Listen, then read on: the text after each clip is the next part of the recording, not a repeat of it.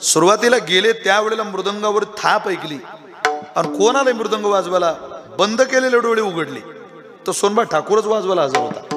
आनंद याचा वाटला की हा तर आजारी आहे, आजारी असून आपलं कीर्तन वाजवायला आला। आनंदात कीर्तन केलं महाराजांनी। हो, महाराज डोळे बंद करून कीर्तन करायचे। पूर्ण कीर्तन झालं। पद्धत अशी होती, विनेकराने महाराजांच्या पाया पडावं, महाराजांनी विनेकराच्या पाया पडावं आणि दुसऱ्या क्रमांकाला मृदंगवादकाने महाराजांच्या पाया पडावं। सोनबा ठाकूर जवळ आले, आपला मृदंग पखावाज बाजूला काढला, आपला पटका पागोटी काढली, खांद्यावरचं घोंगळं बाजूला केलं आणि श्री तुकोबारांच्या चरणावर आपलं मस्तक टेकवलं। कोणी?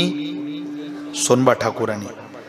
याने मृदंग खूप चांगला वाजवला, याला एक शाबासकीची थाप घालू, हात वरती केला महाराजांनी। शाबासकी देणार त्याला आणि कर ती शाबासकी